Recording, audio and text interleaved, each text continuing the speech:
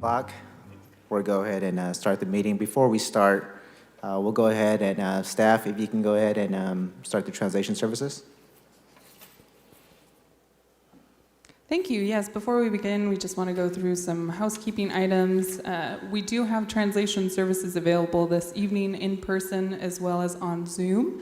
And so before we begin, I'd like to give some instructions on how you will join an interpretation channel via Zoom.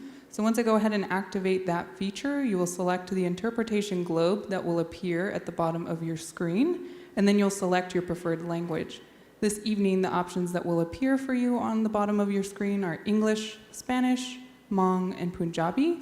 And if we could please have our Spanish interpreter unmute themselves and provide folks those same instructions. Thank you. Thank you. Muy buenas tardes a todos y nuevamente muchísimas gracias por estar acompañándonos en el evento de esta noche. Hay función de interpretación al español para todo el evento, se va a hacer en simultánea y en unos momentos para acceder a esa función van a encontrar el icono de un globo en la parte inferior de la pantalla. En unos momentos cuando se inicie esa función van a encontrar el icono del globo. Por favor, denle clic al icono del globo o del mundo y seleccionen el español como su idioma.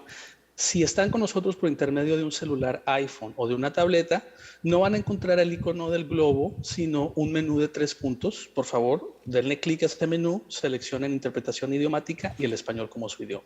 Gracias. Okay, thank you. Thank you. And if we could please have our Hmong interpreter provide those same instructions as well. nhớ trong sẽ tại tờ thân thọ cho nên chỉ cái tên trả sẽ đầu này cô là công bên tại lúc trong sĩ thảo nó khó qua nè nó gia tiền này là công bên em này sẽ tao mong xài lù thọ này nè tại lúc lôm nhớ học ca thọ này nè lúc lôm tại nữa cho nên cho lóc trong anh kỳ lù mẹ lù Punjabi tức lù mong này nè mong nhớ cho hoàn tại nữa cho nên cho trong mong thọ này ra cho trong mong lợi nên thì liệu nó phải cho lù phải thạc nó mất xài lù mong ở trong tao. Thank you. Thank you. And finally, if we could please have our Punjabi interpreter on Zoom provide those same instructions. ਸਤਿ ਸ਼੍ਰੀ ਅਕਾਲ ਜੀ, ਸਵਾਗਤ ਹੈ ਤੁਹਾਡਾ ਅੱਜ ਦੀ meeting ਵਿੱਚ। ਅਸੀਂ Zoom ਲਈ interpretation feature on ਕਰਾਂਗੇ। ਅੱਜ ਦੀ ਮੀਟਿੰਗ ਇੰਟਰਪ੍ਰੀਟ ਹੋਵੇਗੀ ਇੰਗਲਿਸ਼, ਸਪੈਨਿਸ਼, ਮਾਂਗ ਅਤੇ ਪੰਜਾਬੀ ਭਾਸ਼ਾ ਵਿੱਚ। ਜੇਕਰ ਤੁਸੀਂ ਕੰਪਿਊਟਰ ਤੇ ਹੋ ਤਾਂ ਤੁਹਾਨੂੰ ਸਕਰੀਨ ਦੇ ਨੀਚੇ ਗਲੋਬ ਦਾ ਸਾਈਨ ਦਿਖੇਗਾ। ਜੇਕਰ ਤੁਸੀਂ ਆਪਣੇ ਫੋਨ ਤੇ ਹੋ ਤਾਂ ਤੁਹਾਨੂੰ ਸਕਰੀਨ ਦੇ ਨੀਚੇ ਸੱਜੇ ਹੱਥ ਤੇ 3 ਨਿਸ਼ਾਨ ਦਿਖਾਈ ਦੇਣਗੇ। ਇਹਨਾਂ ਤੇ ਕਲਿੱਕ ਕਰੋ ਅਤੇ ਜਿਹੜੀ ਭਾਸ਼ਾ ਤੁਸੀਂ ਬੋਲਦੇ ਹੋ ਉਸ ਨੂੰ ਸਿਲੈਕਟ ਕਰੋ। ਜੇਕਰ ਕਿਸੇ ਵੀ ਕਾਰਨ ਕਰਕੇ ਓਰੀਜਨਲ ਸਪੀਕਰ ਦੀ ਆਵਾਜ਼ ਉਸ ਇੰਟਰਪ੍ਰੀਟਰ ਤੋਂ ਜ਼ਿਆਦਾ ਹੈ ਜਿਸ ਨੂੰ ਤੁਸੀਂ ਸੁਣ ਰਹੇ ਹੋ ਤਾਂ ਤੁਸੀਂ ਕਿਸੇ ਵੀ ਵਕਤ ਓਰੀਜਨਲ ਆਡੀਓ ਨੂੰ ਮਿਊਟ ਕਰ ਸਕਦੇ ਹੋ। ਸ਼ੁਕਰੀਆ ਜੀ। Thank you. And I'm going to go ahead and start those interpretation channels now. You should have seen an interpretation globe or a little notification appear at the bottom of your screen. Go ahead and click that and select your preferred language. We do encourage all participants to join their respective channels. So if you are an English speaker, please go ahead and click that globe and select the English channel.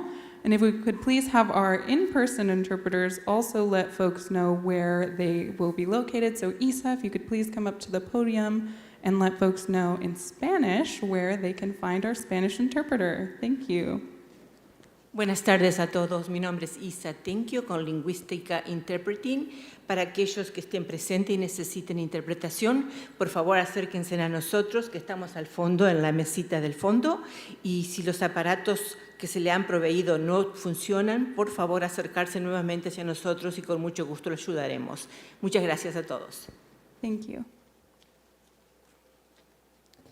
nhớ rằng bây giờ bị lao quyết tự sai lầm mong nhớ cho họ lúc ở trong sa làm mà giờ thì nên sẽ đợi tôi nó nên sát nọ lầm mong này chỉ cũng nhớ bé cá bé nên mà làm chi cũng nhớ bé cũng mà linh thần này mua lúa tự sai lầm nông dân chơi được này cũng mà tự sai lầm này mà nó bé mua sai ở lúa anh kỹ lúa mẹ lúa mong theo lúa bên trái bị thế gì giờ nên sát tôi thì bao giờ nó chỉ nên làm bé cá bé bé mà làm pan này bao giờ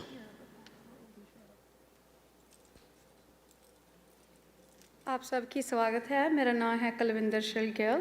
अगर आपको इस meeting दा information चाहिए पंजाबी दे विच असी पिछे होंगे। मेरे को इंटरकॉम रेडियो है नहींगा सो अगर थोनों मदद चाहिए है तुसी पिछे कमरे दे पिछे जाओगे इधरले पासे मैं आपकी मदद करूँगी। Thank you. Thank you. And with that, I'd like to turn the meeting back over to Chair Vang. Thank you to all of our interpreters who are here this evening with us. Awesome. Thank you very much. Appreciate it. Let's first take roll call. Secretary, please take roll. Commissioner Fuentes, Present. Commissioner Kreiner, Commissioner Hardy, Here, thank you. Commissioner Diaz, Here. Commissioner Wagner, Present. Commissioner Bray, Here. and Chair Vang. Here. Thank you very much. Next, we'll do the Pledge of Allegiance. Everyone, please stand. Ready? Begin.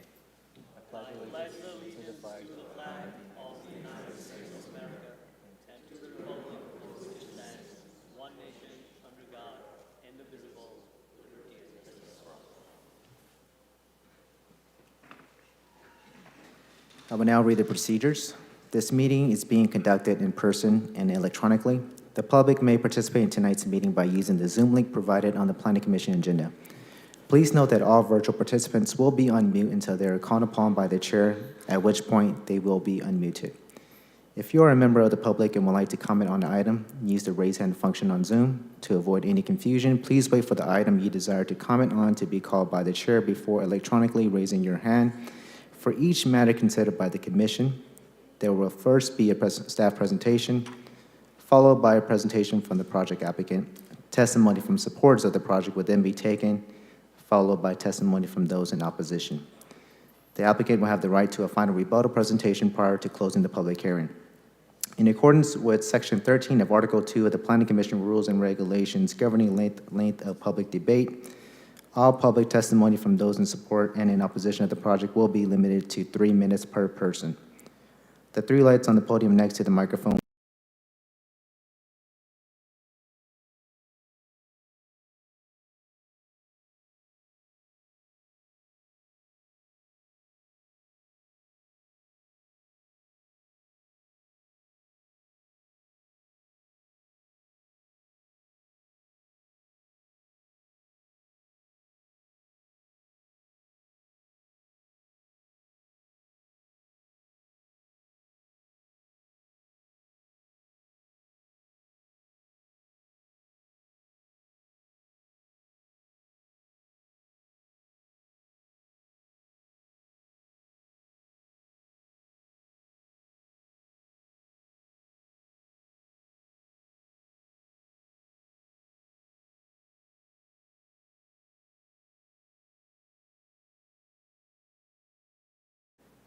Chair Vang, I do have an item that needs to be read into the record.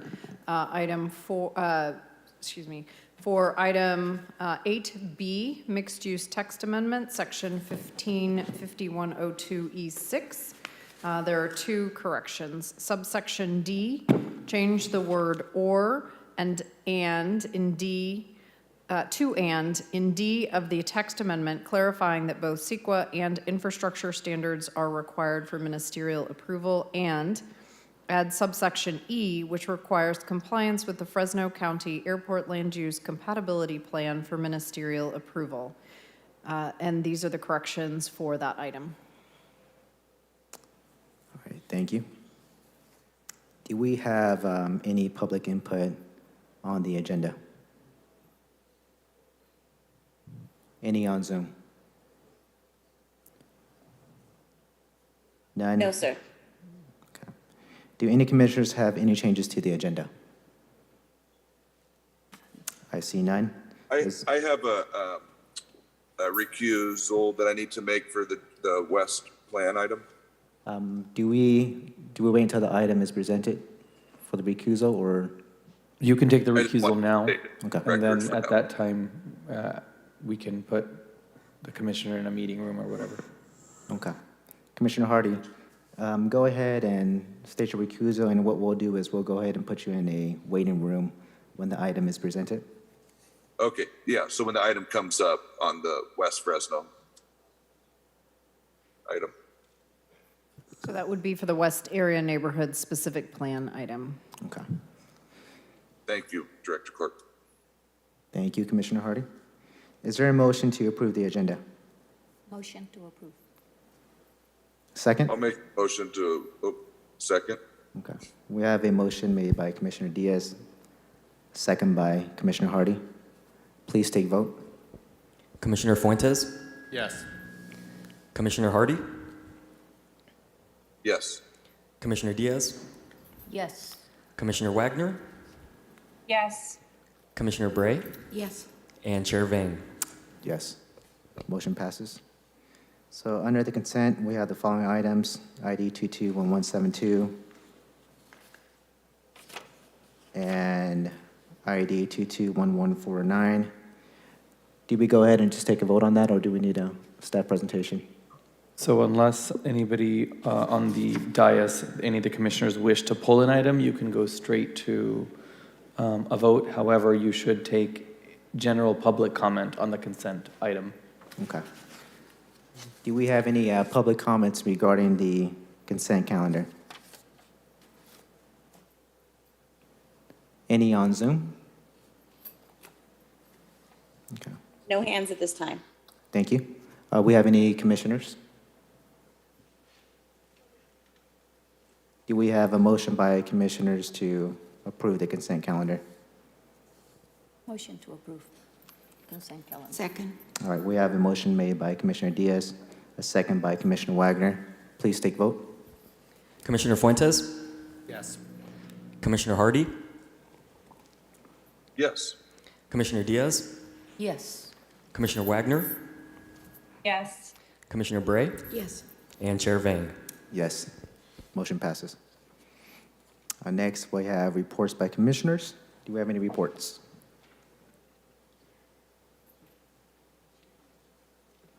I see none. So now we'll move to new matters. The first item on new matters is going to be ID 221129. We'll go ahead and have Commissioner Hardy put him into a waiting room. Please note that Commissioner Hardy will recuse himself from this item. I already moved him. Thank you very much, Miss. Let's please have a staff presentation.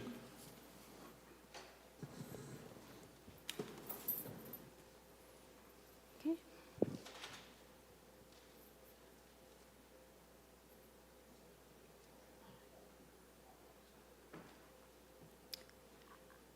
Hello and good evening, planning commissioners and members of the public joining us tonight in person and virtually.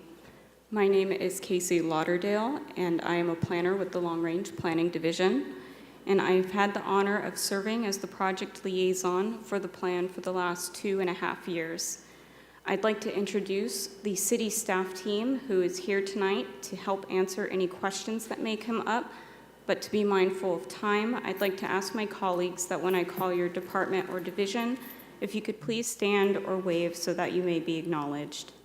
We have representatives from Long Range Planning, Current Planning, Public Works, and the city's attorney's office. Thank you so much for being here and for your support through the process. And we can move into the next slide, which is just our introduction slide. Thank you.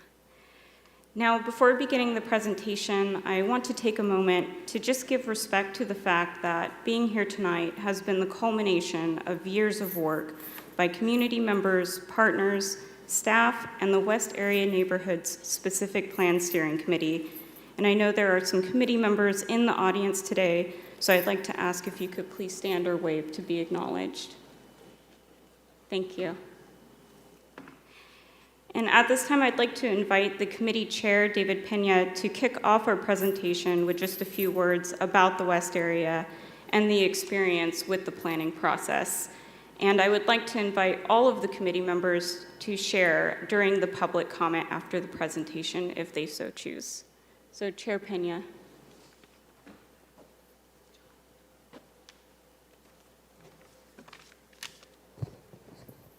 Thank you, Casey.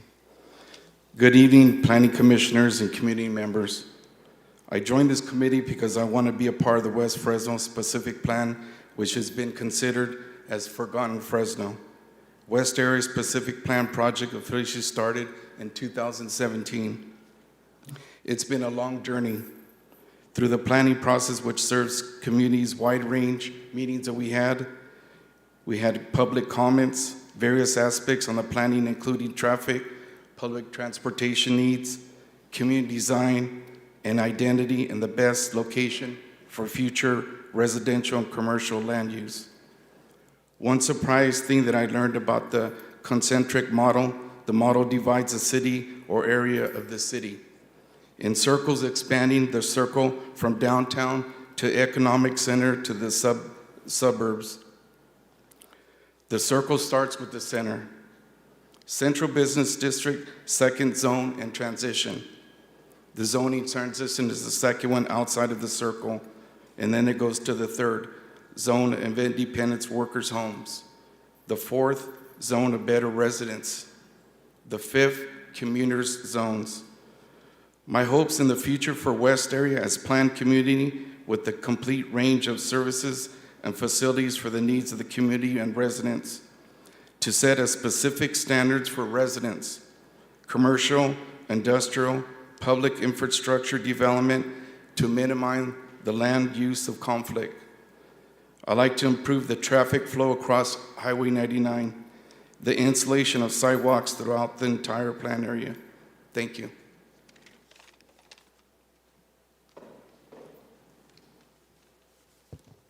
Thank you so much, Chair. Tonight's presentation, and if you'll move to the next slide, tonight's presentation will cover 7 high-level topics with the intent to provide the Planning Commission with enough detail to make informed recommendations with regards to the specific plan. The 7 topic areas are 1, background, 2, outreach and engagement, 3, plan overview, 4, environmental impact report, 5, public comment, 6, district committee recommendations, and finally 7, findings and staff recommendations. So moving into the background, and we'll continue to the next slide, I always like to start with showing the plan boundaries to orient us to the plan area. It is located generally west of 99, north of Clinton Avenue, and east of Garfield Avenue. The plan contains 3 council districts, districts 1, 2, and 3. Next slide, please. The purpose of the specific plan is to refine the general plan for the West area, to regulate land use, and to create focused policies to address unique needs and community vision. And I'll give us a minute for our slides to catch up. It's probably my fault for having a huge file.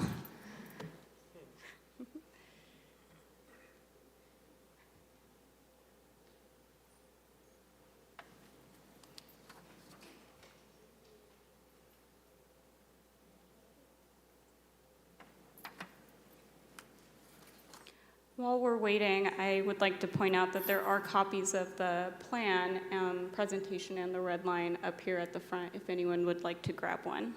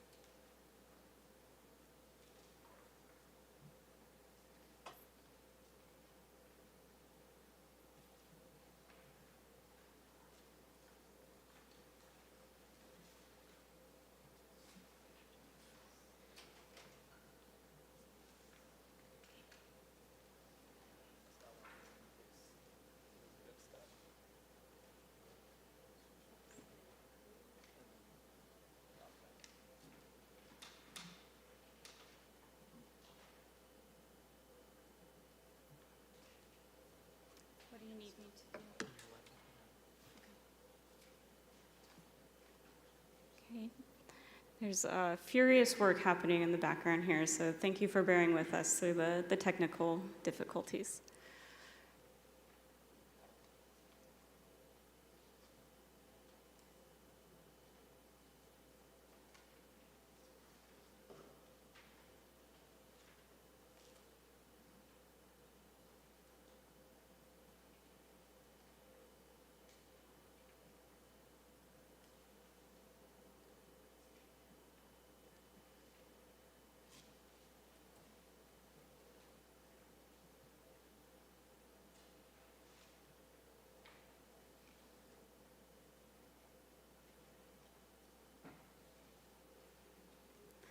Great, thank you.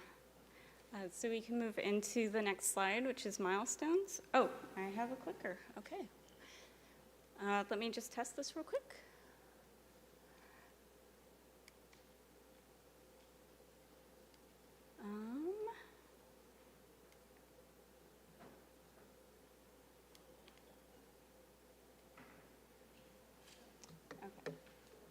Okay, thank you so much. All right, so milestones. Sharing some milestones of the plan and including contextual milestones that set the foundation include the 1998 adoption of the Highway City Neighborhood Specific Plan and the 2002 West Area Community Plan, which are two early comprehensive efforts to plan for this area of the city. In 2014, the general plan was adopted, and that document contemplated further refinement for the West area, bringing planning efforts up to date through the replacement of older plans with newer ones. In 2018, the specific plan process was kicked off through the first meeting of the steering committee and the first phase of engagement activities to garner feedback on existing conditions and what the community vision is for this area. In 2019, the steering committee had selected a preferred land use map, and the City Council formally initiated the plan to conduct the necessary environmental review and to start the drafting process for the plan itself.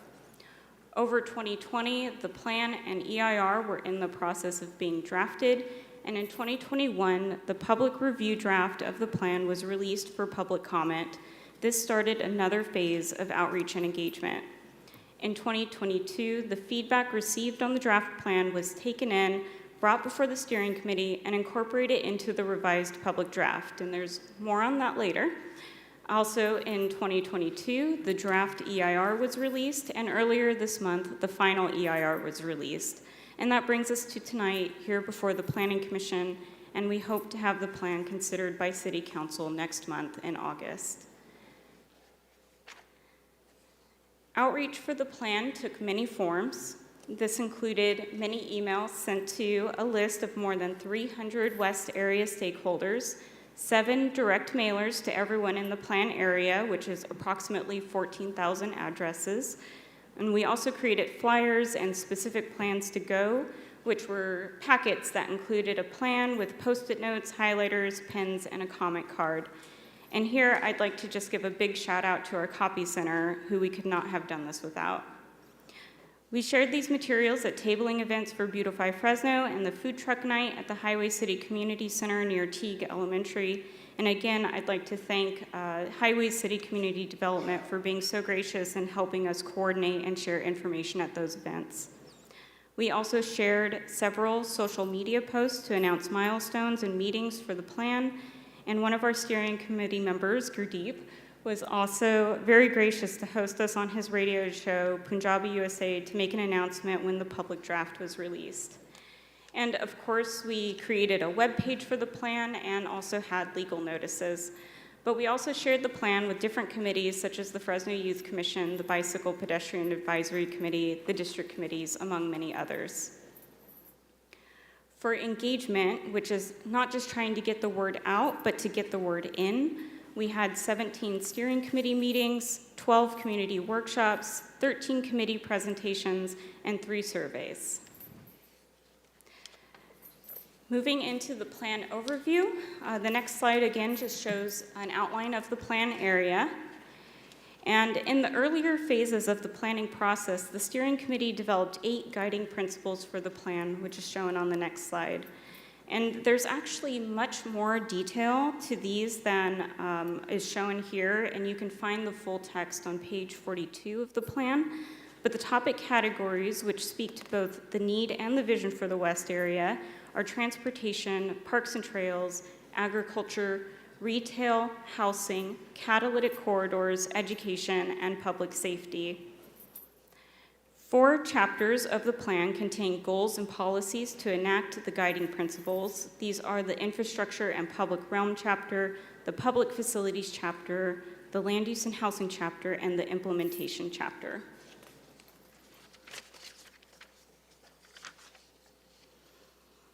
When deliberating on different land use concepts, the steering committee ultimately chose a land use concept that reflected a moderate level of change from the general plan, improved urban to rural transition, and a focus on catalytic corridors.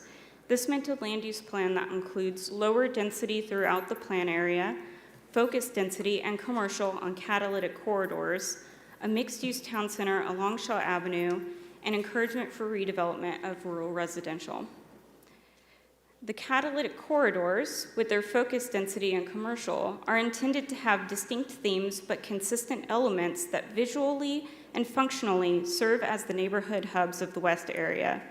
The corridors are portions of Ashland Avenue, Brawley Avenue, Clinton, Shaw, Shields, and Veterans Boulevard. And on the next slide, you'll see the proposed land use map that brings it all together. So now I'll move into some words about the environmental impact report. This plan does have an associated environmental impact report, or EIR. The notice of preparation for this program level EIR was held on June 28th, 2019, and the public scoping meeting was held on July 24th, 2019. The draft EIR was released on February 10th of this year for a public comment period that then closed on March 28th. And during that time, we received 9 comment letters, which were evaluated and incorporated into the final EIR, which was released earlier this month on July 8th. There were 14 potential impact areas analyzed, and I won't read each one on the screen here, but I will tell you that the EIR did identify 5 areas where there could be significant and unavoidable impacts that result from the build-out of the plan. That's the next slide. Thank you, Mari. There are still applicable mitigation measures that are intended to reduce these impacts, and that would be to aesthetics and visual resources, agricultural resources, air quality, public services and recreation, and utilities. The mitigation measures that are intended to reduce these impacts would still be applied to projects within the plan area, and each impact is also weighed against the economic and social benefits of the plan's implementation. And there are the identified mitigation measures and overriding considerations that are included in Exhibit K. So now I'll move into the public comment, but before I do, I just want to also note that there is an infrastructure financing plan that is part of this planning effort, and we are anticipating to have that completed by the end of this year. Okay, so public comment. First, I want to share a bit about how public comment has influenced the development of the plan. The public draft was shaped intensely by the feedback garnered from community workshops, meetings, and surveys that occurred in the first phase of the planning process. The public draft was released on April 30th of 2021, and the public comment period was held until September 1st of 2021. During that time, we received 31 submissions, which included 155 discrete comments, requests, and questions, including 19 land use change requests. From the comments received, there were 70 changes made to the narrative, aesthetics, goals, and policies of the plan, which were all reviewed by the steering committee. These changes were incorporated into the revised public draft of the plan, which was released on April 25th of this year, and this was the version that was presented to the district project review committees. And finally is the draft before you today, which is the Planning Commission review draft. and this draft incorporated 6 additional changes to the narrative, goals, and policies. It includes a modification to LUH 1.4 per the District 1 Committee to include the remainder of the Highway City Neighborhood Specific Plan into future planning efforts along Shaw Avenue. It also includes changes by staff to policy PF 110 to specify which side of the Herndon Canal the Class 1 trail will be located on, and there was an added policy I 1.3 to ensure community input is gathered when there is a significant change proposed to a plan policy.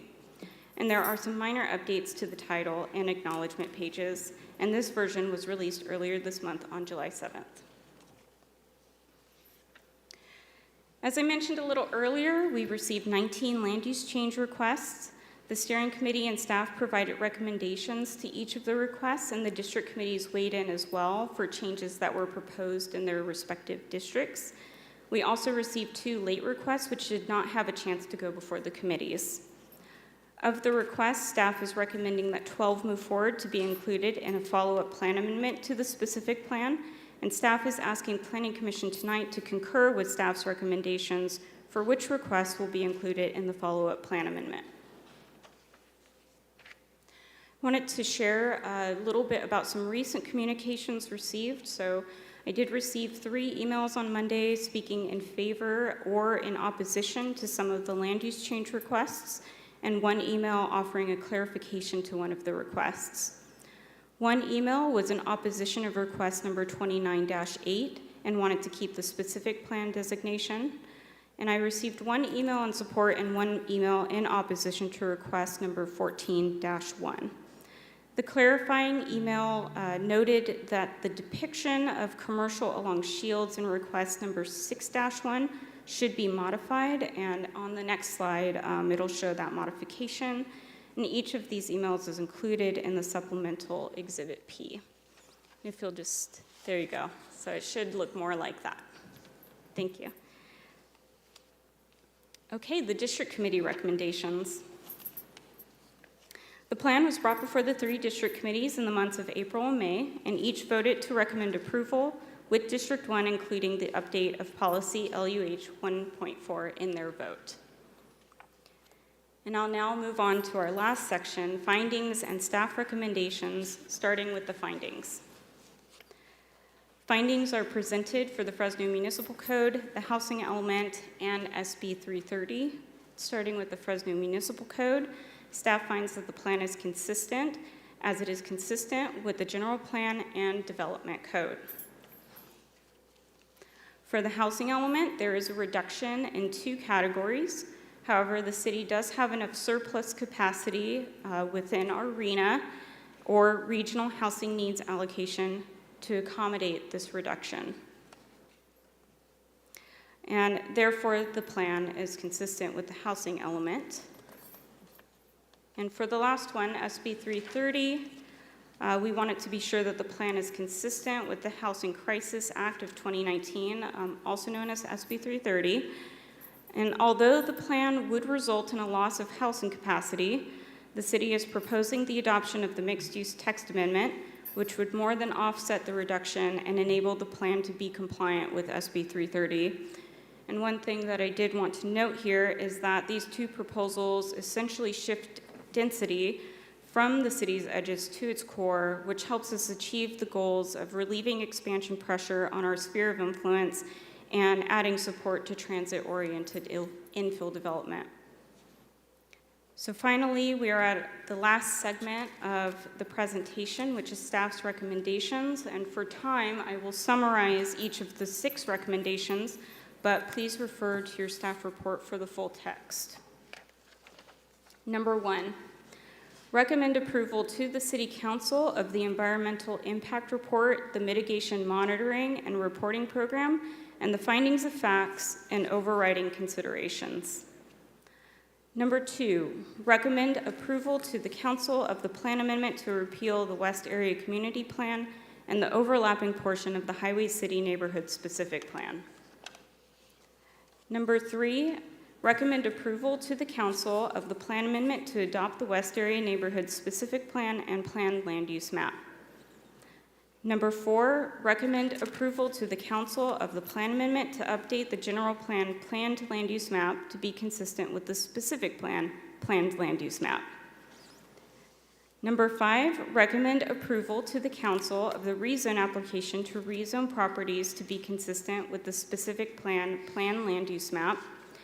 And lastly, number 6, recommend approval to the council of the staff recommended land use change requests to be included in a follow-up plan amendment, which will also update the plan's dual land use designations for public facilities.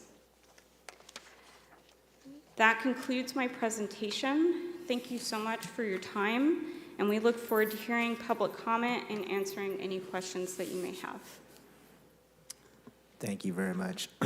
Is it fair to say that, well, with the plan itself, with the Housing Crisis Act of 2019 and SB 330, is this plan contingent on passing the item P2202413? If that is the mixed-use text amendment, then yes. Okay.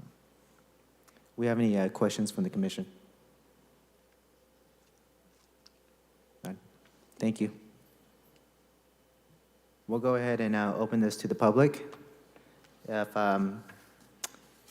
We'll first start with any comments in support of the project. If you are in the chambers, please step to the podium. Please state your name, address. You have 3 minutes.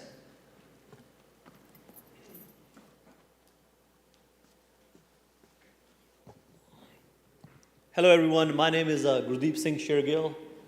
My address is 5317 West Terrace Avenue in Fresno, California 93722. You know, we as a community, whoever planned Fresno really did redlining, especially for the minority communities or the immigrant communities. With this plan is very close to our heart. I think Fresno is finally correcting its mistakes from the past, from the history. Finally, west of 99 is being heard, and it's the future. And the future is very bright. But it's up to all the community that we, Mayor Dyer talks about #OneFresno. Well, we gotta have equity, we gotta have equality. Doesn't matter if you live in West Fresno, South Fresno, East Fresno, North Fresno. So we need to, I 100% support this plan, and I also hope that the city also improves the roadways, because there will be a lot of new migration, new population in the community. So we definitely need to have more green space. We definitely need to have more parks. And also, city needs to maintain the city, like the landscaping. In fact, today I had to call the city. The grass is not getting cleaned up. So we're gonna have all those issues. And I recommend, I hope the community speaks up. For some reason, our immigrant community, they don't speak. I don't know why. I don't know why they're afraid. I don't know. We even have Punjabi speakers, Hmong and Spanish. I want to encourage the community to stand up and speak on this mic, because this city hall belongs to the people. So I want to thank the planning. I want to thank everyone involved. And I want to thank Mayor Dyer's One Fresno vision. And yes, we will stand together and we will work hard and we will be united. So thank you. And let's go West Fresno, west of 99 Fresno. We ain't forgotten no more. Thank you very much.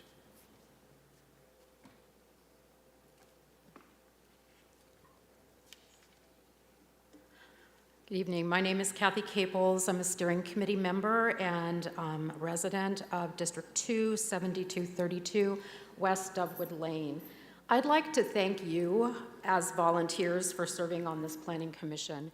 When I was asked to be part of the steering committee, I had no idea how complicated planning was for creating our city. And it has been quite an experience for me, and one that I would really like to thank our city staff who supported us through these many years of planning, and especially Rodney and Casey for answering my myriad of questions. They were constant, and you answered with grace. As you've heard, the West area is diverse, And I think as you read the plan and you become familiar with it, things that have stood out in my mind, you know, we're undereducated than the rest of the city of Fresno, but we have higher income, we have more blue-collar workers. I mean, it just, you know, we're so different than other parts of the city. And, you know, I like to think now that having worked with our steering committee over this period of time, we've learned that although we're different, we all share similar values for the needs of our living spaces, which we've laid out very clearly in our core values. And for me, one particularly valuable piece of the plan was achieved with the decisions around catalytic corridors. And that will lead to having complete neighborhoods where everyone has access to the resources that they need to thrive. And I'm really excited to see how this complete neighborhood concept becomes reality, and hope that as the city moves forward, that we as citizens can continue to work in our own catalytic areas to make this vision a reality. I want to also speak to the area represented by District 2, Shaw, Parkway, Barsley, and Grantland. We're celebrating the road improvements right now with construction taking place. But in this plan, there's much to consider. And as a planning committee, I would really like to ask you to think about how you can work with the developers in this area, the landowners, to pause on construction until the whole plan is complete. The city is recommending and have talked to us about having an additional committee to really focus in on this urban corridor, this neighborhood that's going to be impacted by so much more concentrated living environment that's going to need green space. But we also want it to be the gateway to Fresno, where people go, wow, is that Fresno? Did I really just get off 99 and experience agro-arboretum or playgrounds that represent our agricultural history? There's so much excitement about what can happen. But as we build gas stations and mini-marts at a regular pace on the west side, up in that area, we're very concerned that this vision that we have is never going to become a reality. So I would just ask you, as the Planning Commission, to be there to support us, and we will be there to support you in any way that you need us to. Thank you very much. Thank you very much, Ms. Do we have any other comments in support of the project? Please state your name, address. You have 3 minutes. Good evening, Commissioners. My name is Daniel Branic. I live at 657 East Hedges Avenue in Fresno, California. If you Google map that, that's in the Tower District, but I grew up west of 99 and my family still lives out there. I went to Central, and I've been a kind of gadfly during the West area neighborhood specific plan. It's a development process. I'm mostly here just to say thanks to everybody who's been involved in the process of developing the plan. City staff, I'm on the D1 committee and I submit nasty comment letters, sometimes the city staff for years, and it's folks in planning, everybody at this table. It's Andy Benelli, Rodney Horton, who isn't here, but he started off the project, like a ton of good work, and that needs to be, really want to acknowledge and stress that. Also to the steering committee members for putting in the time that they did, for years and years, and through COVID, through having to learn virtual meetings and everything.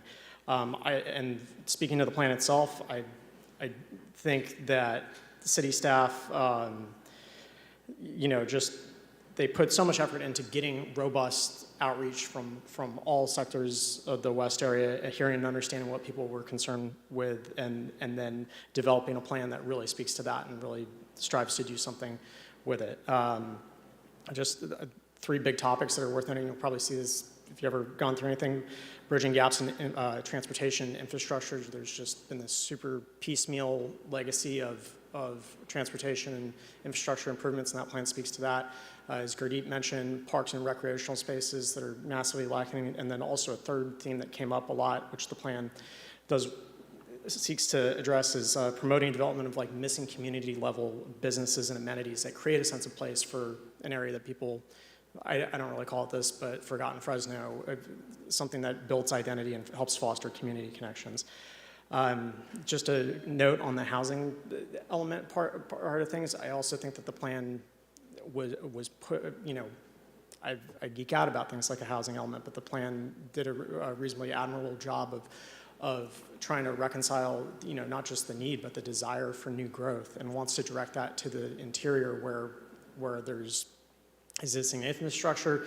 It's more fiscally responsible to build things there, and while also preserving the rural and agricultural edges of the plan area, which is something that everybody in the West area values strongly too. It is a part of our identity and legacy out of there.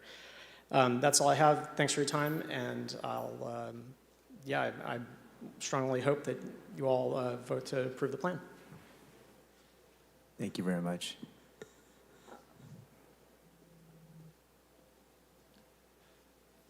Good evening, Mr. Chairman, members of the Planning Commission. I'm Bert Dirks, and my business address is 923 Van Ness here in Fresno.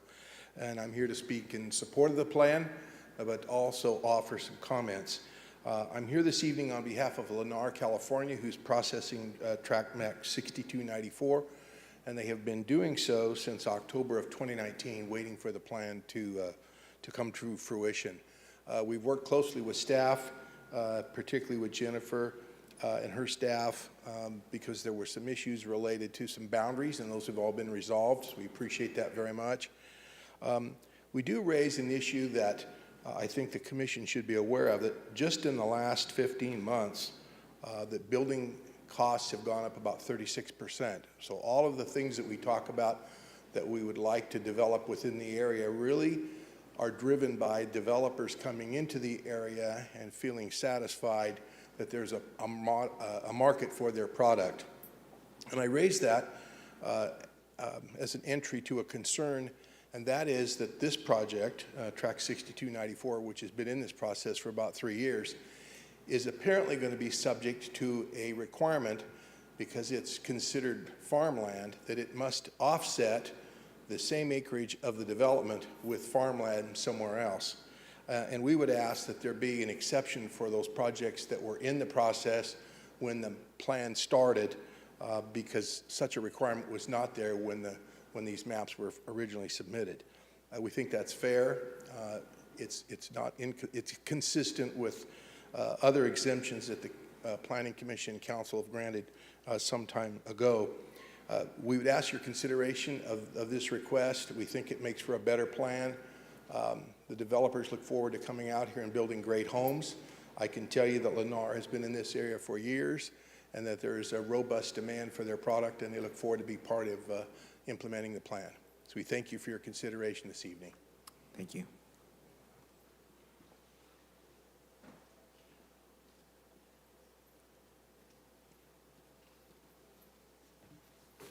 Good evening. Mr. Chairman, members of the Commission, my name is Jeff Roberts. I work for the Assimi Group. Business address is 1396 West Herndon Avenue, suite number 110 in the city of Fresno.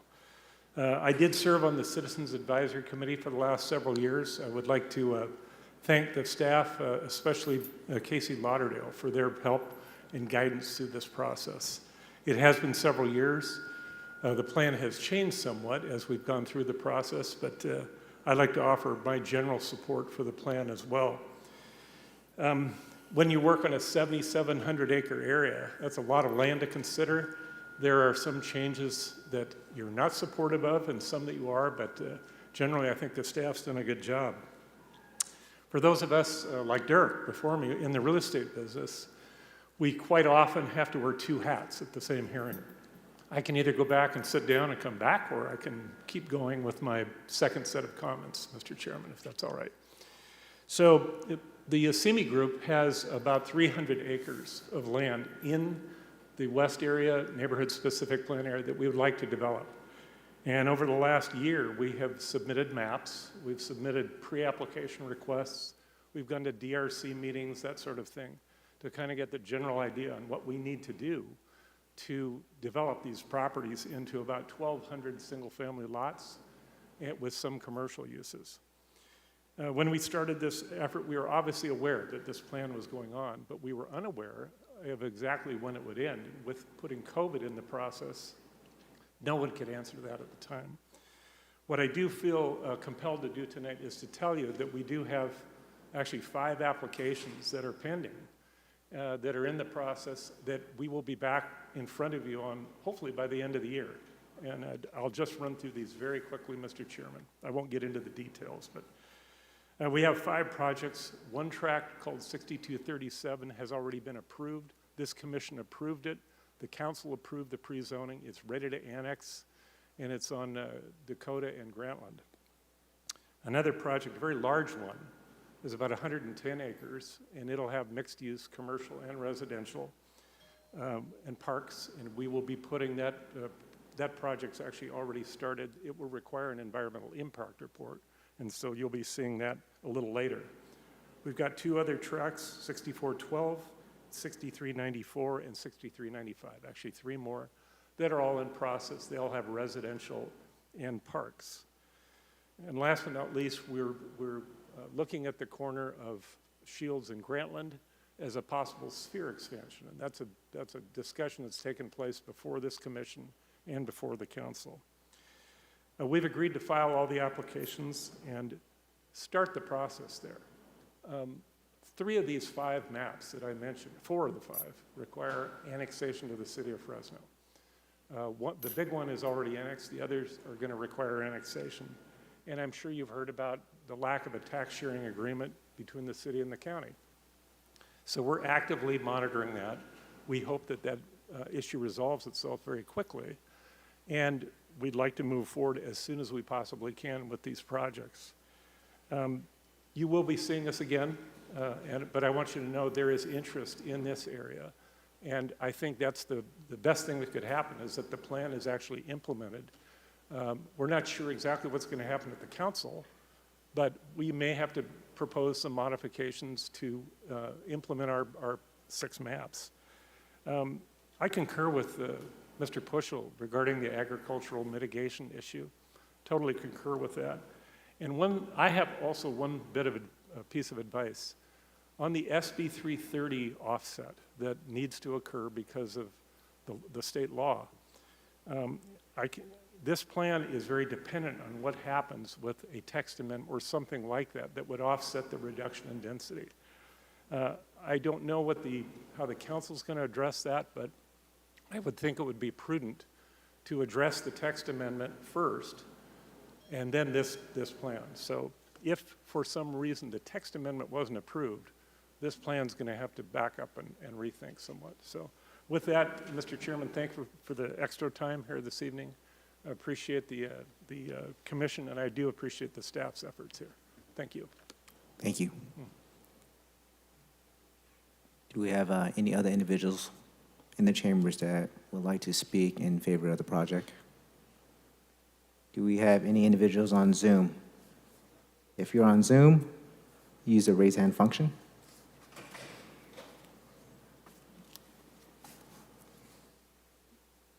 Ivanka? Hi, can you hear me? Yes. Hello, my name is Ivanka Saunders. I am a policy advocate with Leadership Council for Justice. Is there any way we can turn up the volume on Zoom? Can you hear me? Slightly. It's as loud on my end as I can be. I just wanted to make note of one of the residents from West area, the lady with the pretty white curly hair that stood up and spoke earlier, made the comments about conversations with the committee. And this is coming from somebody from lessons learned from being involved in Southwest Fresno specific plan, and that also being over a 2-year plan. And that community of Southwest Fresno is now seeing their plan, after all the hard work that you just went through, that we went through, the plan being chipped away at. So before your steering committee really gets dissolved, make sure you see and know and have in place a clear plan of how there will be a next committee of the same type of folks that were involved in the process that you're just finishing, that will be able to continue to review anyone that comes forward that wants to change those zoning uses that you've worked so hard to figure out. For Southwest Fresno specific plan, we are seeing major changes that are reverting us back to a redlining type of process. Your other community member just said this plan moving forward gets us away from that. We were also very happy to see changes and a success of that process take place for the specific plan. And now we are seeing heavy industrial taking over what we needed for single family housing. And lots of details. So please walk away from this plan knowing what the next steps are to have your review committee. And I'm not talking about the District 1, 2, or 3 implementation committees, but a specific committee that's job, sole purpose will be able to review any zoning changes that are going to impact that plan that you just worked so hard on. Thank you. Thank you very much. Do we have any other individuals on Zoom? Yes. Hello. Yes, we can hear you. Hi, my name's Harvinder, and I have just moved to the West area side in October, and this is the first that I'm hearing of this committee and this plan. And I understand it's been around for a few years from the comments that everyone has said, and I've listened to the presentation. I just wanted to find out if someone could tell me. I'm hearing long range. How long range are we talking about? Because I haven't heard anyone say how long. I don't know if there's other committees that are going to happen in the process, or is this it? Because I moved in October and found out 2 weeks ago when I got the flyer in the mail. Did that make sense? I mean. Yes, what we'll do, Harvinder, is we'll have staff address your question when they come up again. Is that fine? Yeah, that's fine. That's fine. Awesome. Do you have any other comments, ma'am? No, I mean, I support the plan. You know, I want to see development in that area because I do see, I lived on the west side of Fresno and I see the differences. And I'd like to stay in Fresno. My kids grew up in Fresno and, you know, I want to see the improvements. That's all. Thank you very much. Thank you. All right, do we have any other individuals on Zoom?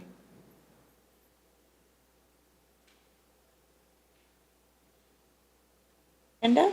Hi, yes. Yes. I have a few questions. Just, you know, I'm hearing different things. Actually, I was originally on the park committee at the Milburn and Dakota Park. I'm across the street with several acres. We're talking 35 years ago. That's when it was supposed to go into effect. And I was on the park committee at that time. So my concern is, I know that money has been, and this is kind of a park thing, but I know that years ago, the funding that was supposed to be for the Milburn Dakota Park was moved to Inspiration Park. And I was informed that that's what happened to the money that the developers put in. My concern is to keep, and I still don't understand because I haven't been keeping up on this 100%. I still don't understand several things. One, I don't understand the infrastructure. I'm across the street from Steinbeck Elementary. The address is 4565 West Dakota. I see the buses going in potholes. I see, you know, these kids walking along from Central High East where there's no sidewalks, there's no infrastructure. The roads are not there. You know, and then if we look at the overpass at Ashland, I'm concerned about water issues. And I know everybody in the city keeps saying, oh, well, our wells go down, you know, 1,500 feet. We don't have a problem. Well, those of us on the outskirts do have some problems with water and with wells. And so, I mean, I understand, I've been here 35 years. I understand the encroachment of the city. I happen to be county. My biggest concern would be to try to keep the rural atmosphere and to develop more green space for people to actually get out, and more park space, more abilities for people to have a leisure, more of a leisure atmosphere. Those are my concerns. And again, I know we have to move forward. I know we have to move into the housing crisis situation. I understand that. Actually, I would love to work with some developers. I have 5 acres. There's 10 acres across right next to me. I would really like to work with some developers possibly in doing a community situation, particularly for maybe special needs individuals. So, you know, I get it, but I'm concerned and I don't know who can really address. I've talked to several people in the Planning Commission. I really don't know where that's going as far as the infrastructure and the water. Those are my concerns. That's about it. Thank you. Thank you very much. Let's go ahead and go to the next speaker on Zoom, please.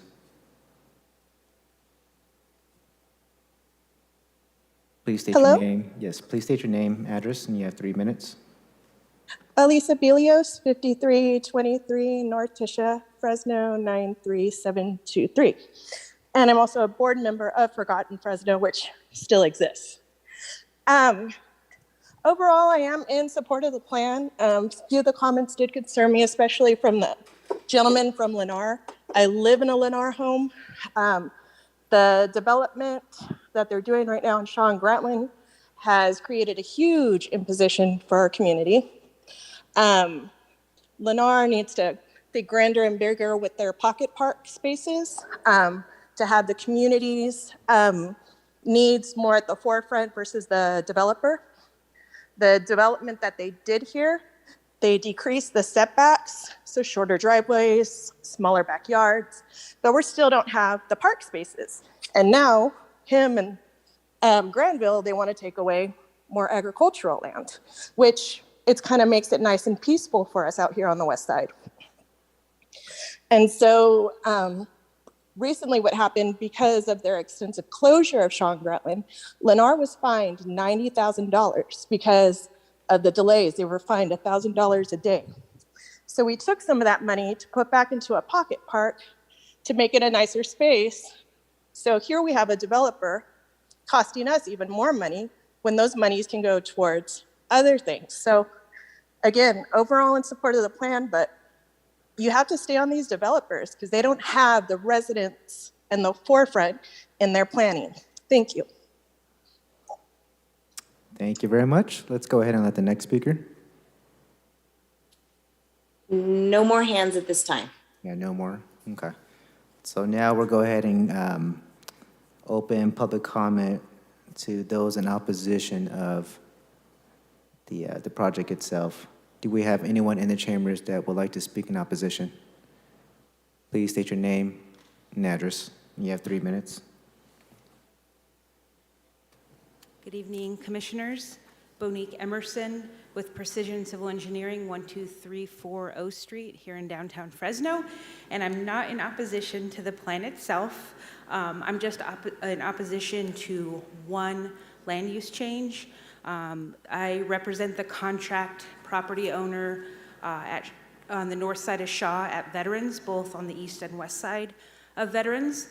And there is a land use change proposed in the plan to the NMX zone district. And my client would like to retain the RMX district on the west side and the CMX district on the east side. And the reason why is because the NMX restricts certain uses. It restricts and makes it difficult to develop a grocery store or a larger pharmacy, which is needed in the area. So we'd like to retain the RMX and CMX designations. Thank you. Thank you. Do we have anyone else within the chambers that would like to speak in opposition of the project? I see none. Do we have any individuals on Zoom that would like to speak in opposition? No hands at this time. Oh, just one more, sorry. Okay, they took it away. Never mind, sorry. No hands. All right, thank you. Let's go ahead and bring this back to the staff. If you can go ahead and answer some of these questions that the public brought to our attention. I believe we have someone on Zoom that would like to speak. Linda, are you trying to speak in opposition?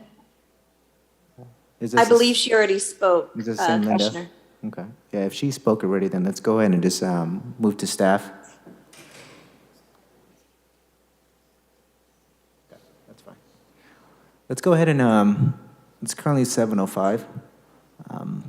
We're going to go ahead and take a 5-minute break, and we'll resume at 7:10. All right, thank you.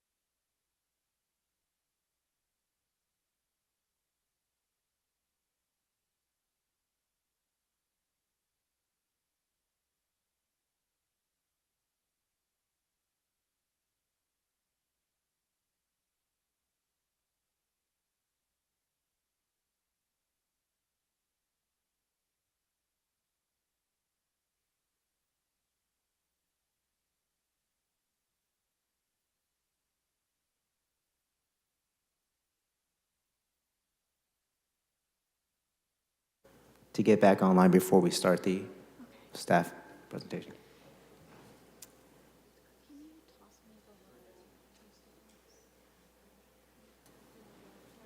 We're ready for you.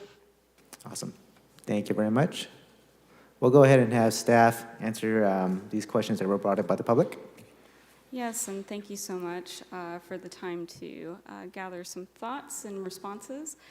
So first, I wanted to know regarding the farmland mitigation measure that was mentioned, if there is a completed application, it has been determined to be complete prior to the adoption of the plan, then it would not fall underneath the plan's mitigation measures, it would fall underneath the existing mitigation measures.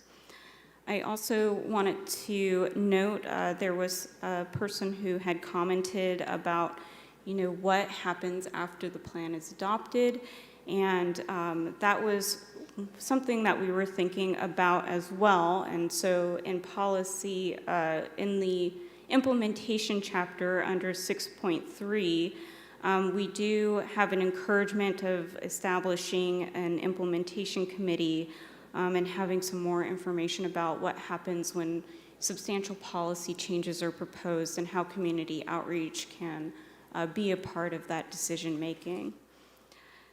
There was a question about how long range is long range, and of course it's hard to say because development happens incrementally, but a 30-year outlook is probably something that gets us close to thinking about when this plan will develop over time.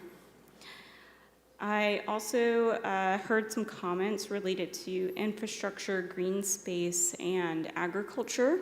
And I did want to note that the infrastructure financing plan, which I mentioned, is under development, and we're hoping to have that by the end of the year, is going to be looking at the cost of bridging those infrastructure gaps. And we think that that will be a really helpful document, particularly in this area where we do see a lot of patchwork and bottlenecks. So I know that that's a really big concern for the West area residents.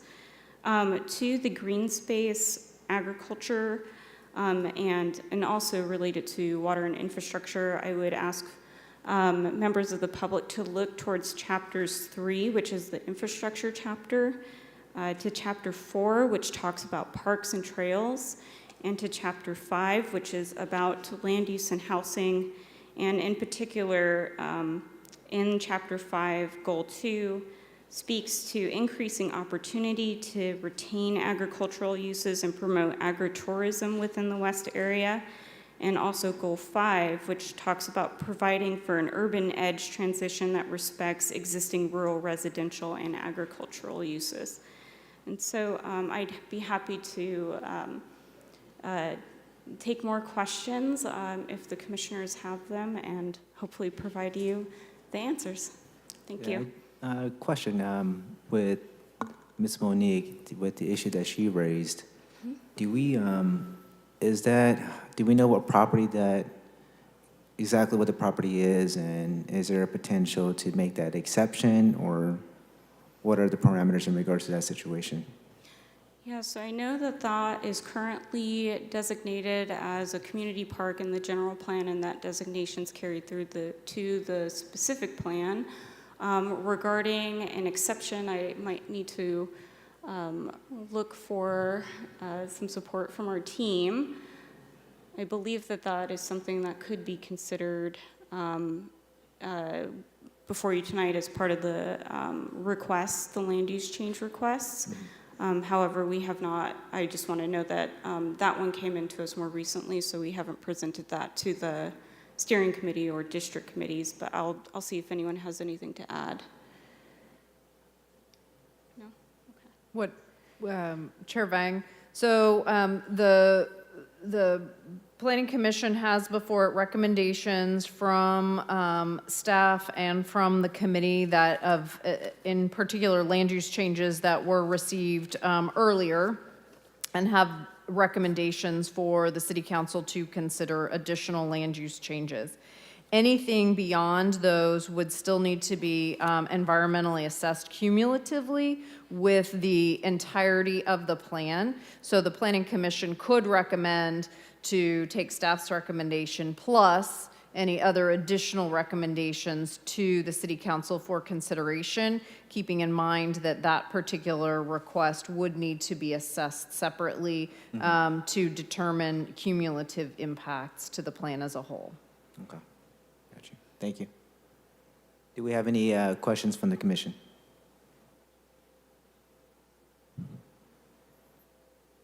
I see none.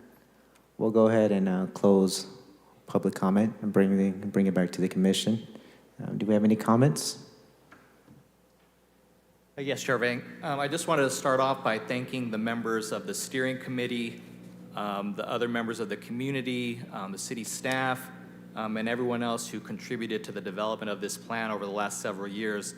It really does sound like it's been a labor of love for many members of the community, and so I commend you for all the hard work you put in. I was at first a bit concerned with the reduction in housing density, but that concern has been addressed with the fact that the text amendment that's proposed and that we'll be addressing as the next agenda item, the fact that that will more than offset the reduction in density and also move some of the housing density towards the interior of the city. So that fact addresses my concern regarding the reduction in housing density within the west area. So with that, I'm willing to make a motion to adopt these staff recommendations with the addition of also making sure that the proposed land use change at the corner of Shaw Avenue and Veterans Boulevard, which was brought up by the representative from Precision Civil Engineering, that be environmentally assessed, and also that staff make a determination on whether the request is consistent with the specific plan, because I know in the staff report, it provides that there was insufficient information at the time this request was made to make a determination on whether that request is consistent with the specific plan. So that would be my motion. I'll definitely second it. I just want to make a comment that this has been a long time in the making, since 2018. I want to commend the city of Fresno, the staff, and working with the public to give them that voice.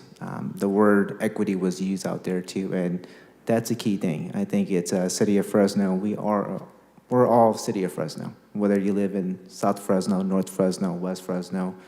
And I think the key thing is, us having that equity, having a voice, and the determining factor, because what we want to do is ultimately make this a better city for our children one day too. Okay, but I'll second. Let's go ahead and please take vote. Commissioner Fuentes, Yes. Commissioner Diaz, Yes. Commissioner Wagner,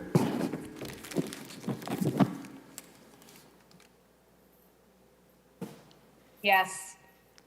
Commissioner Bray, Yes. and Chair Vang. Yes, motion passes. Before we move on to the next item, may we please let Commissioner Hardy back in?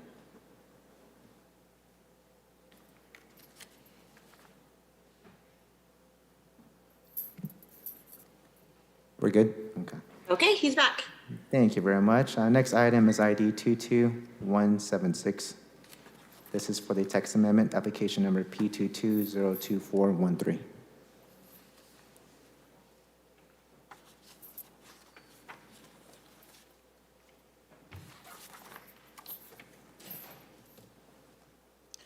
Thank you, Chair Vang. We would like to ask you once again for about a 5-minute break, just to be able to conduct a minor celebration in the back for those that participated in the plan out in the foyer, and then we will be back with this item if that pleases the commission. Yeah, it's not a problem. Let's go ahead. It's currently 7:23. I'll give you, how about 7 minutes? Okay. Well, 7:30, we'll go ahead and resume. That sounds great. Thank you. I say we go join them. I say we go join them.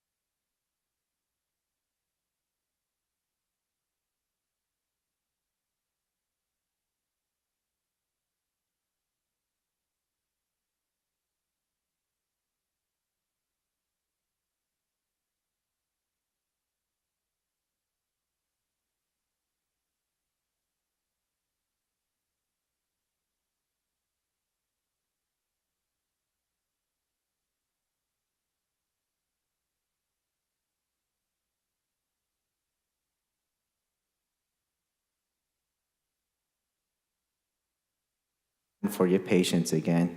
Let's go ahead and resume the meeting. Janice, if you can please confirm that we're back online. All are on. Thank you. We're going to have a staff presentation. Yes, thank you, Chair Vang. I'm Sophia Pagalatis with the Planning and Development Department, and happy to be here with you tonight.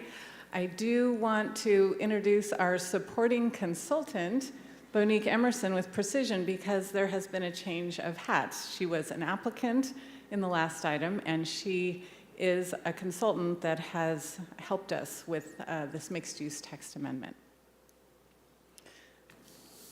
Aha, it is working.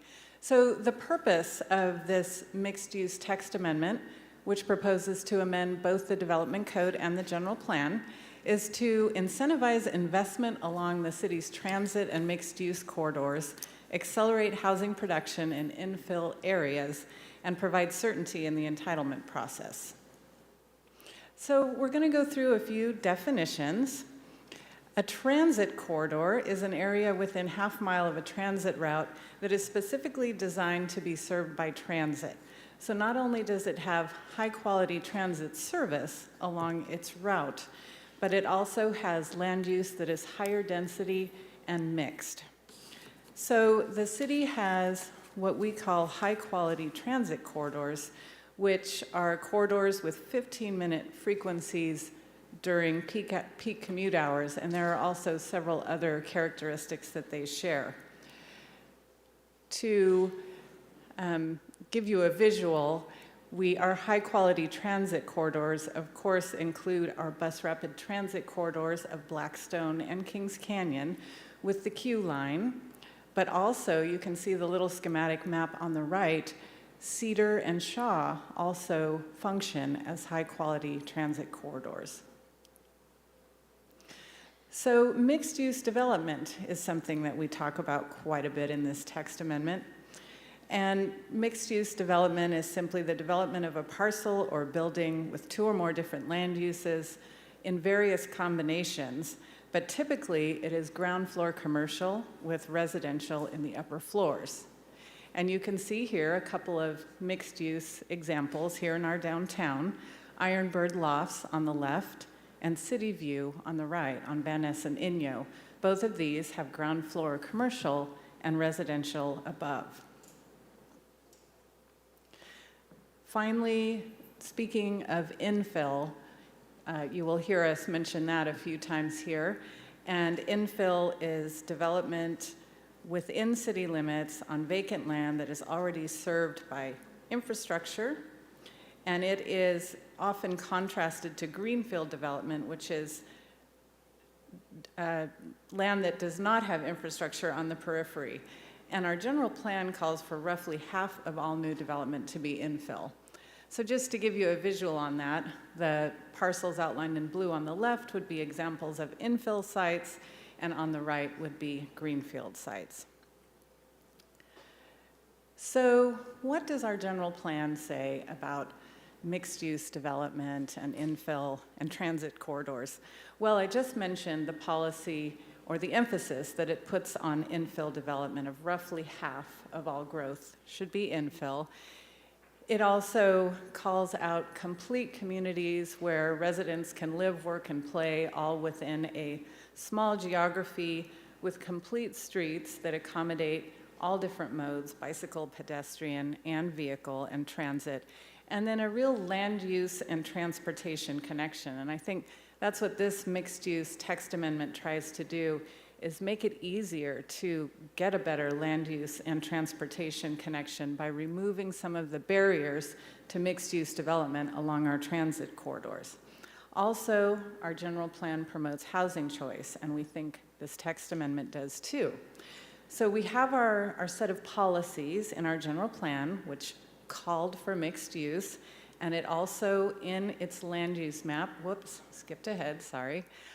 This is the general plan land use map, and you can see here the purple corridors are the mixed use land use designations that are in place right now.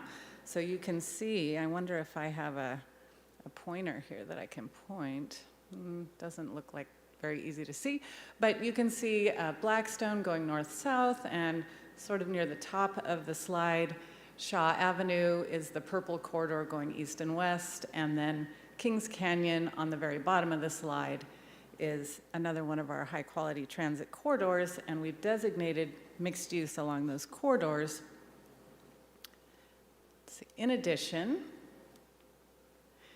oh, it skipped again, sorry. I'm a little click happy tonight. In addition, we have implemented zoning to match the general plan. So these are the zone districts that allow mixed use in Fresno. And yet, why are we here tonight asking for an amendment to the mixed use provisions? It's because even with our general plan, which has strong policies in favor of mixed use, and our zoning, we're still not getting many mixed use projects along our transit corridors. As a matter of fact, this project here, the Link, which was recently constructed at the southwest corner of McKinley and Blackstone, is the only mixed-use project that has been completed on a transit corridor in the last 4 years. There are a few more in the pipeline, but transit corridors have been challenging. I want to point out here, this is City View, I mentioned it earlier, in downtown, and it has 45 units above ground floor commercial on a little bit less than half an acre. Its total density is 100 units to the acre. Yet on our transit corridors, the zoning tops out at 45 units to the acre. So we're seeing these kinds of projects in downtown because there are no zoning caps in downtown. So the zone districts that govern downtown have no density cap. They do have height restrictions, they have some parking restrictions, but in general, we see mixed-use projects happening downtown because the zoning there is more permissive. So what are our current mixed-use zone district requirements? They are, and we just wanted to summarize the ones that we propose to modify. Those would be the density caps. We are proposing to remove the maximum densities in these zone districts. So neighborhood mixed use, which currently allows densities of 12 to 16 units to the acre, corridor center mixed use, which allows 16 to 30, regional mixed use up to 45, and then there are also 2 commercial zone districts that allow residential uses, commercial Main Street, which we find in the Tower District mostly, and commercial regional. So again, we're proposing to remove the density caps. Also, what the current requirements call for are active ground floor uses along all major streets on the ground floor. And of course, CEQA is required. So what we're proposing is, as I mentioned, the removal of the zoning maximums, and rather than active ground floor uses along the entire frontage of a project, they would just be required within 200 feet of an intersection of 2 major streets. And finally, rather than project by project CEQA, we've designed a ministerial approval process that would streamline approval by building in standards, criteria, and environmental mitigation measures into the text amendment so that an individual CEQA process would not be required. The projects would be ministerial if they complied with certain conditions. So what would those ministerial requirements be in order to qualify for streamlined approval? Well, first, the project would have to be in one of the 5 zone districts I mentioned. Secondly, it would have to be also located within a priority area for development incentives, and I'll show you the maps in a moment. No either existing or potential historic resource could be on the site, and adequate infrastructure would have to be provided, and that's roadway infrastructure, sewer, and water. So to show you the map, again, this text amendment only applies to properties in these zones, And in order to qualify for the ministerial approval, it would have to be within these infill areas. So looking back, what that would do is some of the mixed-use projects, for example, west of the 99 on Shaw, would not qualify for the ministerial approval, for example. So digging a little deeper into the requirements that are in the text amendment that would allow for ministerial approval, there are specific sewer standards, storm drainage, and water demand standards that are included, as well as transportation requirements, but these might be a little bit different than you are accustomed to seeing. In this case, because we're mostly on transit corridors, the requirements are that projects with over 200 units near a school may be required to provide bicycle and pedestrian improvements, comply with our Complete Streets policy. Projects on high-quality transit corridors with a level of service E or F that might slow down the transit service may be required to provide transit design enhancements. So to assess this text amendment, a mitigated negative declaration was prepared, and that mitigated negative declaration assessed an additional 21,762 dwelling units of capacity in all of these mixed-use zones. The public comment period for the mitigated negative declaration began on July 6th and ends on August 4th. We did take this project to all of our project review committees, and their recommendations are listed here. I will call out committees where there were recommendations for something other than unanimous approval. So for example, districts 1 and 3 were supportive of the removal of the density caps and the reducing of the ground floor commercial requirements. However, they were not supportive of the ministerial approval process. And Council District 5 also felt that same way. The other district committees voted unanimous approval.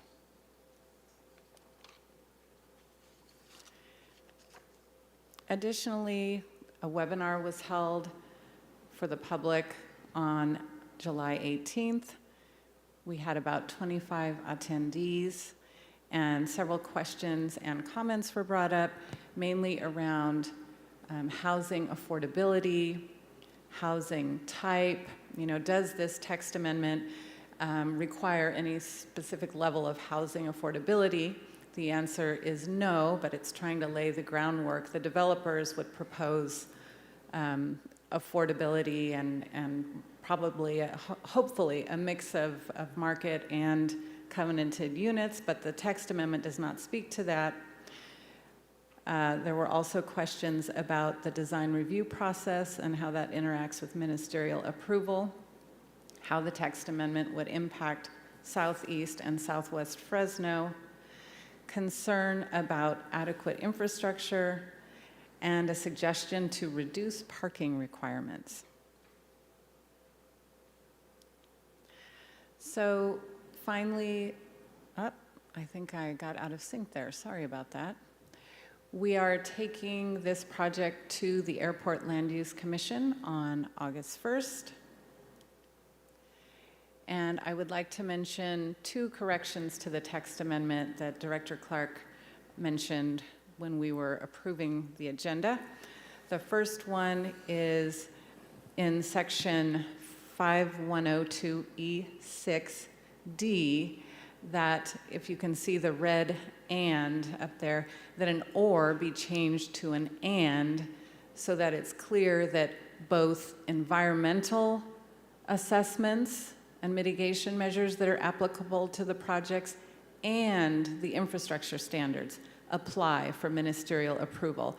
And the This "and" statement is clearly stated in another section of the text amendment. This was just a typo here. And the second correction is that we propose adding to the ministerial requirements compliance with all applicable requirements of the Fresno County Airport Land Use Compatibility Plan, as some of the mixed-use zones fall within airport zones. The schedule for this item is to move to City Council for introduction on August 11th and final approval on August 18th. And before I conclude with the recommendation, I did want to also note that we do find that this text amendment and general plan text amendment, which corresponds, are consistent with the required findings that are called for in amendments, consistent with the policies of the development code for the public health, safety, et cetera, as spelled out in the staff report, and also with the goals and policies of the general plan. So with that, I will open it up to any questions. Thank you. Go ahead. Oh, I do. There was one other item. We did receive a letter late today, and that is on the dais, I believe, from Keith Berksold of Fresno Metro Ministry. He was not able to be here tonight. If I could summarize the letter, I would say that the sentiment expressed is that while this text amendment is forward movement, the request is that the city should pay for all the infrastructure that is necessary for mixed-use development rather than putting that on the developer. That would be my summary of the letter. And that letter, that's available to the public too, correct? That letter? We just received it, and we have some copies up here. Yeah, we did put copies up here. Yes. Okay, thank you. Do we have any questions from the commission? I have two questions.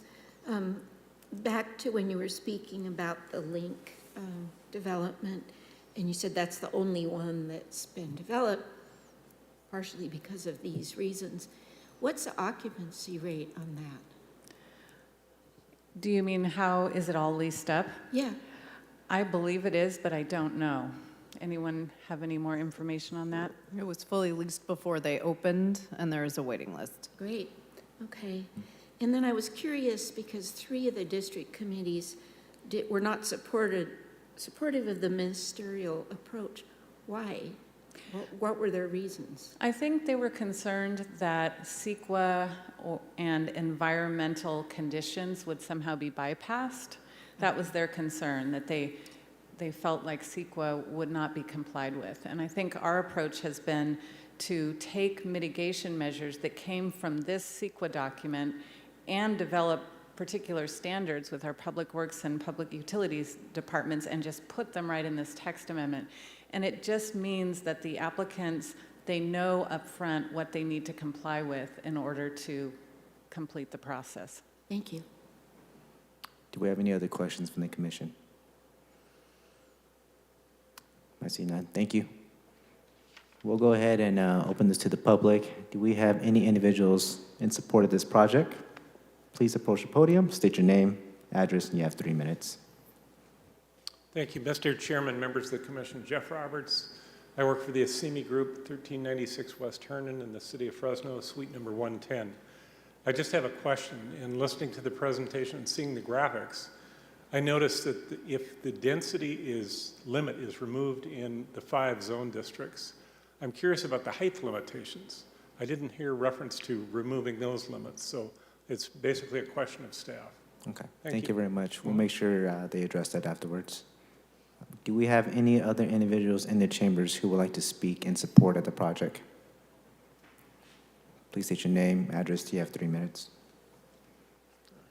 Good evening, Commissioners. This is Daniel Branic again, 657 East Hedges. I should note I'm also on the District 1 Plan Implementation Review Committee, and we reviewed this as part of that. It was referenced in the presentation. I think Sophia generally capture the sentiment there. One other thing I don't want to speak for the whole commission, this is very subjective, is apprehension about losing an opportunity for community input on certain things as part of the mixed-use text amendment. That's a very, there is overwhelming support for removing the density caps and being able to lean on things like our design guidelines, and the slides that Sophia showed of the link and of city view, and there's a whole presentation that the city has called Decoding Density that is just fantastic because it shows how much like disconnected a dwelling unit per acre can be from a design that looks really good, and you can still have the other components in there that get something out of control. But I like the direction that the city's going in on this too. One other thing, if there is pushback from the commission, I don't know if the city's explored some other kind of like alternative streamlining or in the CEQA documentation, some way that they could, I'm totally spitballing right now, but doing like tiering or a categorical exemption off of it to get the CEQA part out, but still have like a community review. I also appreciate that Sophia mentioned the design review committee things, because that was one of my big questions of what, say in the Tower District where you have a design review committee, whether they would be sidestepped as a result of ministerial streamlining, or if they still get to chime in. So that's all that. Yeah, I'm really hopeful that this is a step in the direction to get that kind of development. And obviously the West area neighborhood specific plan that we just heard of is completely contingent on this too. So that's another reason for supporting that. I digress. Thank you for your time. Thank you, Daniel. Do we have any other individuals who would like to speak in support of the project? Do we have any individuals on Zoom?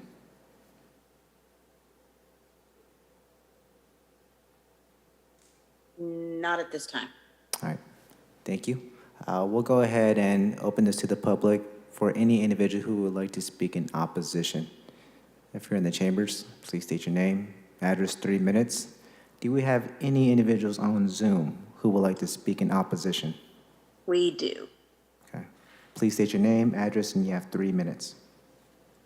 Good evening again. It's Ivanka Saunders, Leadership Council for Justice and Accountability, 2110 San Joaquin Street.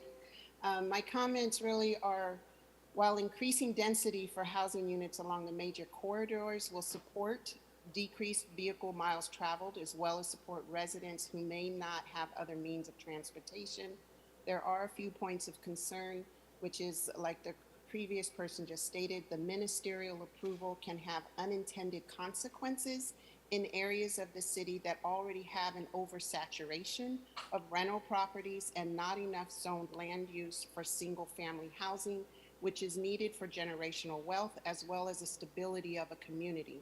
We have already seen the chipping away of the Southwest Fresno specific plan by changing single-family housing zones to industrial for the Brusetto project on West Church Avenue, and the rezoning of single-family housing on Church Avenue near Elm to market-rate 3-story apartments. And the most unethical of the decisions made by this commission is the 92-acre change back to light industrial from mixed use on Elm Avenue. Allowing a ministerial approval will be a gag method of not allowing a true public process. Individual projects that impact Southwest Fresno communities and possibly as well as the NIMBY communities will be passed through, and there will be no accountability on whether or not the future landscape of a community is truly balanced with rental properties, affordable housing properties, as well as single-family homes. You must ensure as planning commissioners that you are looking at the entire picture of what is needed to create that city of Fresno that halts the great divide between North and South Fresno, in which South Fresno continually bears the brunt of industrial uses and high concentrations of rental housing, which is not by coincidence and is historical redlined communities, and where still lives the majority of residents of color who continue to be the most negatively impacted. Thank you. Thank you. Do we have any other individuals on Zoom? Not at this time. All right. I'll go ahead and close public comment. Staff, do you guys need time or? Okay.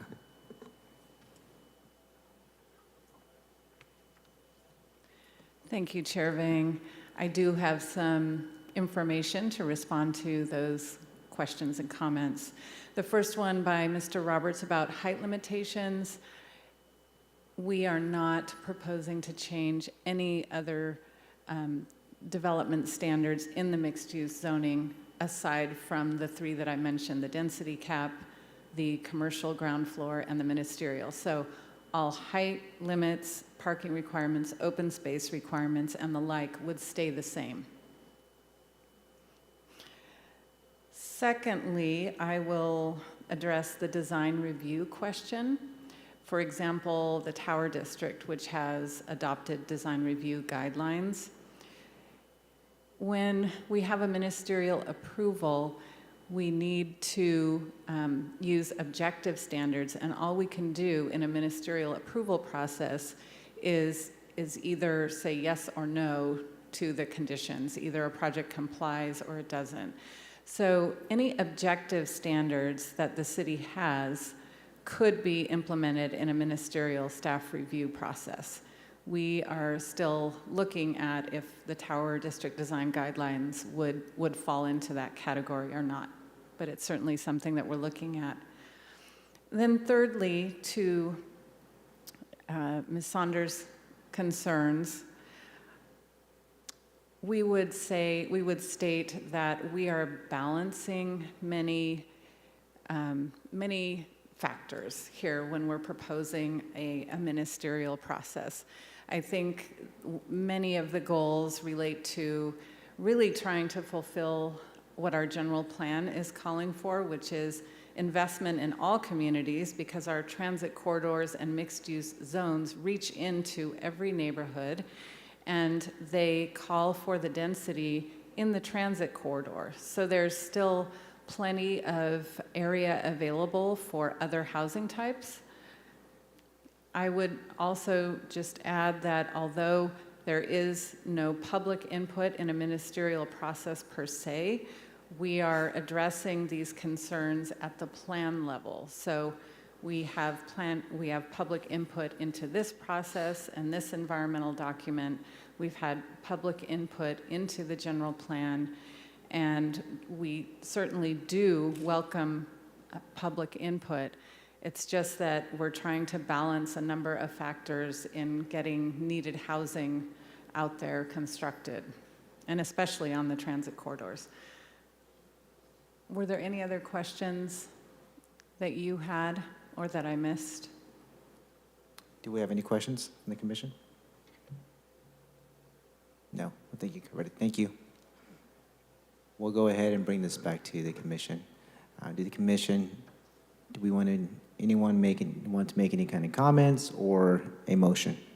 I'll make a motion to accept the staff's recommendation to adopt this and recommend approval to the City Council of the Development Code text amendment, both of them, so. All right, we have a motion made by Commissioner Bray. We have a second by Commissioner Diaz. Go ahead. Chair Vang, I just wanted to remind the commission that we had a correction, and I wanted to make sure that if you intend it, to include the correction in your motion. Yes, I'm sorry, I do. Thank you. Okay. So we have a motion made by Commissioner Bray, a second by Commissioner Diaz. Please take vote. Commissioner Fuentes? Yes. Commissioner Hardy? Yes. Commissioner Diaz? Yes. Commissioner Wagner? Yes. Commissioner Bray? Yes. And Chair Vang. Yes, motion passes. Does the secretary have anything to report? Chair Vang, I do not have any new reports for tonight. I really appreciate your time and reviewing these really long but very important documents that came out this week. So thank you. I'm sure we'll have additional long meetings later this year, but your patience and your attention to detail has been greatly appreciated. Thank you. Thank you. I do want to make a comment too. Is there any way we can bring back Syrup and kind of just acknowledge his service to the Planning Commission? Yeah, I think that we've had some staff turnover. There was a plan for the retired or those who have left who hadn't received their plaques yet to have that done. And so we certainly can bring back our retired planning commissioners who have not received their plaques to say thank you. Thank you. He holds a record for his tenureship, so. All right, well, it's currently 8:03. The meeting is adjourned. Thank you, everyone.